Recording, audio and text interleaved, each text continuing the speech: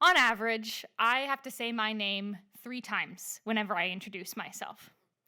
It usually goes something like, "Hi, I'm Mireille." What was that? It's Mireille. One more time.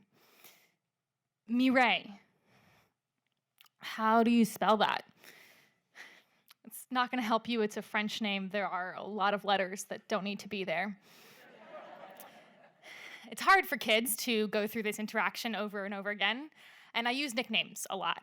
Mimi, Mim, JJ. The most literal nickname I ever had was my college marching band calling me Fan, short for French-ass name. As I get older, I get tired of nicknames. I just want people to use my name. So the back and forth happens more frequently. It's a habit, a reflex. The words spill out without even having to think about how I'm going to explain it every time. Then I meet a white, middle-aged woman named Karen. My coworkers and I are on a call on Zoom with Karen to discuss funding for our nonprofit.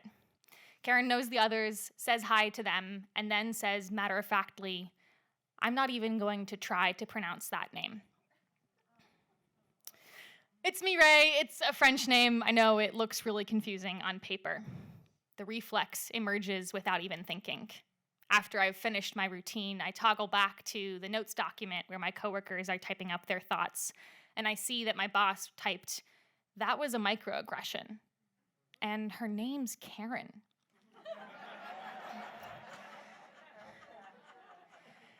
Though it's an interaction I've had so many times before, the word microaggression makes it sink into my skin more than it ever has. As a white passing person with a lot of privilege, do I get to call myself the victim of a microaggression? What does this mean about my name, who I am, what I'm doing here? I feel confused. I feel angry that Karen pushed me right back into a habit I've been trying to break for so long. Trying to stop making myself feel smaller so that other people don't feel awkward in interaction. Implicitly apologizing for my name being hard for people to wrap their mouths and their minds around. Karen's comment pushes me on a mission to gather the crumbs I've learned and experienced about my name over the years. My last name, Bejjani, is Lebanese, stems from a village in the mountains of Lebanon called Bejjani.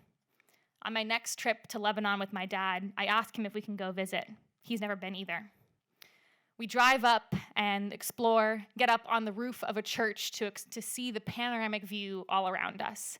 Hillsides covered in tan buildings, some terraces, and off in the distance, a sliver of the Mediterranean Sea.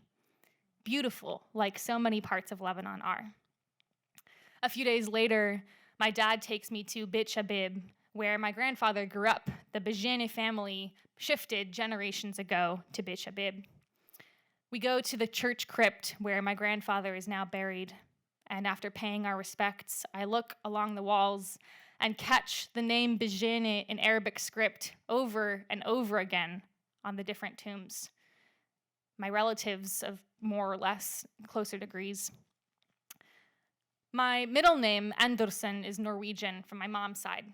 On a family trip in 2014, we walked up and down the rows of a church cemetery looking for Abraham Andersen, my great-great-great-great-grandfather. He had been a priest in that church, where the current priest still remembered his name. After taking a picture with the grave, we retraced some of his steps that Abraham had taken to and from work to the house he lived in nearby. My other middle name, Lee, is a pretty generic white name from my mother. And my first name, Mireille, is French, but ultimately ties into my Lebanese ancestry. As I learned in high school, after the Ottoman Empire fell, Britain and France arbitrarily carved up the Middle East between the two of them, deciding who would get their language, their culture. I'll take this, you take that. Lebanon got France. My family there, along with so many others, speaks French, as do I. Mireille Lee Andersen Bejjani. 4 languages in one name. A name that tells the story of a whole part of the world, of my family, of my own life. I'm still angry at Karen for making me forget how much my name matters to me and how much I want it to matter to other people. I don't want to apologize anymore. Thank you.